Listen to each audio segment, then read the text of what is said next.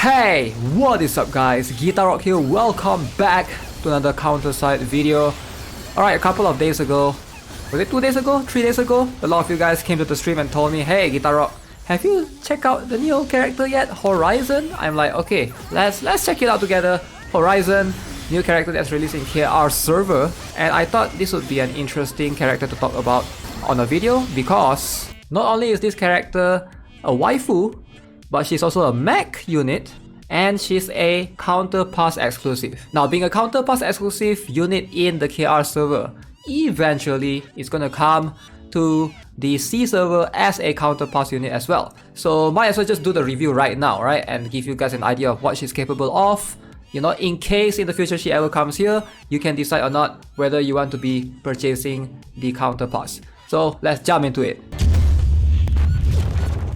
Now, one thing that I've been hearing a lot about is regarding counterpass characters, and as a free-to-play you will not be able to obtain them. I will disagree on that because so far it seems like most counterpass characters will have their own banner eventually. You're just gonna get that a little bit later, right? Compared to the characters, compared to the players, they are willing to pay for the counterpass for sure. It's not like it's locked permanently and you will never be able to obtain them. Like it might come 2 months, 3 months late. Eventually it's just gonna come like an exclusive banner, just like how we have in the Regina banner and the Twins banner have occurred multiple times now in the C server. So always look forward to those. Alright, so first things first, 4 cost defender. She can only hit ground units and she's a mech. She's not a counter, she's not a soldier, but rather she's a mech unit, and I actually like the combination because, you know, that way we are able to utilize some of the mech gears that we have as well, as opposed to just, you know, everything being counters. So let's have a look at the stats. As you can see, as a defender, she has relatively low HP. 41,000 is really low compared to recent strikers that we have in terms of Niall, in terms of Alex. Those actually have higher HP than her. She has decent attack, 3.4k. Defense is quite high, 1.1k. Alright, and the rest in terms of the hit, crit, evasion, you know, they are subpar. So let's talk about her skills for a moment because that's where she is really unique. Alright, her basic attack basically deals hit with this pipe. So she's holding this pipe thing, right? She will basically, this is how she walks. That's a special skill, she jumps forward. Basic attack, this is the swing, swinging through, valid hits of 2, nothing spectacular.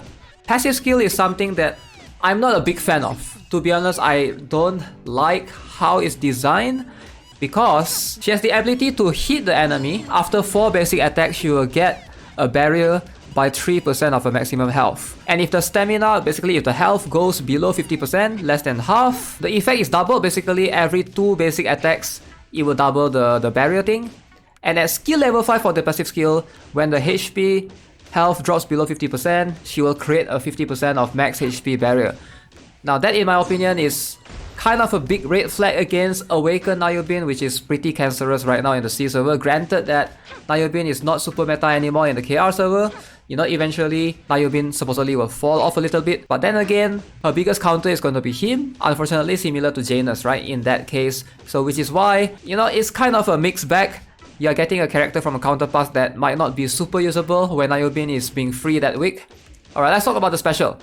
This particular skill where she jumps, boom, and hits the ground, right? What she does is she will basically track this particular enemy, jump towards them, and if the enemy decides to move back or decide to avoid, like Awakened Civilian, she can jump back, right? 6 meters away, she will cast this skill on them again, basically chasing them down. So I thought that part was pretty cool. So when she enters an enhanced state, basically that's her last skill, the passive, we're going to talk about that shortly.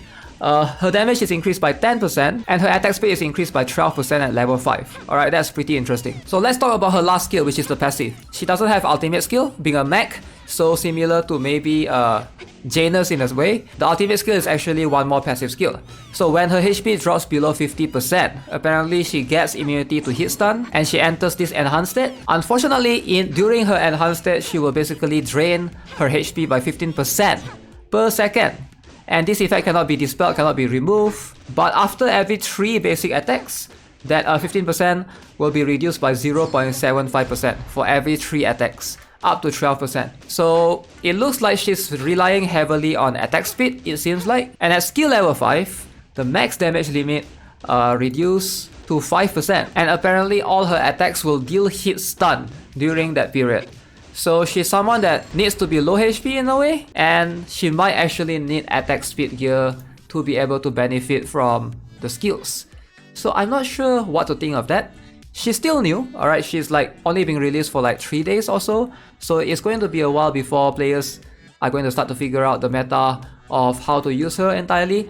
But definitely, based on me looking at her kit, she doesn't seem that strong. Alright, I could be wrong. Again, the meta in KR is going to be way different. She seems like a really fun character to play with. She reminds me of Niall Bluesteel a little bit, where the skill of chasing enemies down is locked in her special skill, and she's a mech as well, so that sort of like brings a little bit of uniqueness into her. The thing that I don't like is her passive skill can be countered by Awaken Ayubin. As far as I know, the shield is not irremovable or something like that, so that's a bummer. Alright, with that being said, let me know what you guys think of Horizon overall as a character, and let me know what you guys think of her kit. As always, if you haven't already, subscribe, give this video a like, and I'll see you guys in the next one. Have a nice day, goodbye.